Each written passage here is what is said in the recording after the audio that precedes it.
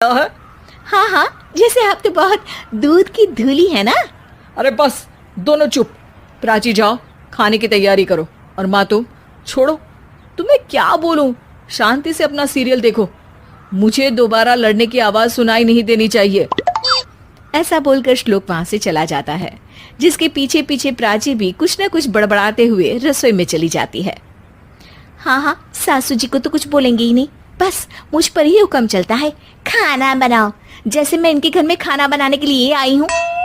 इसी तरह शाम बीतती है और रात को श्लोक और प्राची की सास खाना खाकर सोने चले जाते हैं, लेकिन प्राची गुस्से में कुछ खाए बिना काम में ही लगी रहती है।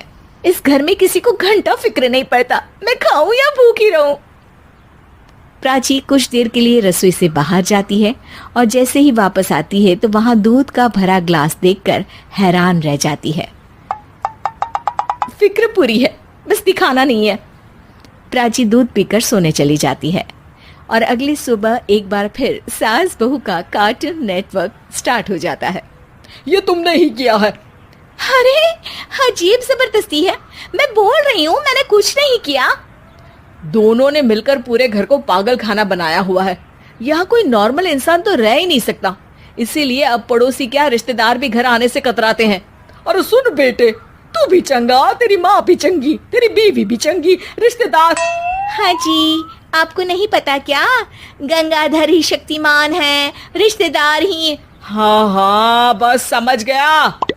कभी जानवरों जैसे लड़ेंगी तो कभी जुगलबंदी करेंगी। भाई मैं आप दोनों के बीच में नहीं फंसना चाहता। सास बहू की इस मनमौजी जोड़ी से परेशान होकर श्लोक अपना सिर खुजलाता वहां से चला जाता है। चलो अब मैं भी कीर्तन में जा रही हूँ। इस पर जैसे ही सास कमरे में अपना पर्स लेने जाती है तो वहां नाश्ते की प्लेट रखी देख मुस्कुराने लगती है और नाश्ता करके घर से बाहर निकलते हुए कुछ पैसे टेबल पर रख जाती है, जिसके कुछ देर बाद सिलेंडर वाला घर आता है। ओ मुरी मैया, मैं सिलेंडर के बारे में तो बिल्कुल भूल ही गई थी। घर खर्च के सारे पैसे भी मम्मी के पास है और श्लोक से बोला तो उल्टा 4 बात सुनाएंगे। प्राची ये सोच ही रही होती है कि अचानक उसका चेहरा चमक उठता है और वो घर में आकर इधर उधर देखने लगती है। तभी उसकी नजर टेबल पर रखे पैसों पर पड़ती है, जिन्हें वो सिलेंडर वाले को दे देती है। ये सब श्लोक देख लेता है। अच्छा बेटे, इतना बड़ा घोटाला, सबके सामने मैं तेरी दुश्मन और पीठ पीछे तेरी मेरी यारी। इस पर श्लोक एक प्लान बनाता है और शाम को सब एक साथ बैठे होने पर बोलने लगता है। माँ, तुम दोनों की बहुत लड़ाई होती है, इसलिए मैं सोच रहा हूँ कि प्राची को उसके घर छोड़ाऊं। इससे वो भी खुश रहेगी और तुम भी। अचानक श्लोक की ये बात सुनकर सास बहू शौक से उसकी तरफ देखती हैं। अरे ऐसे कैसे घर छोड़ाओगे, मुझे कहीं नहीं जाना।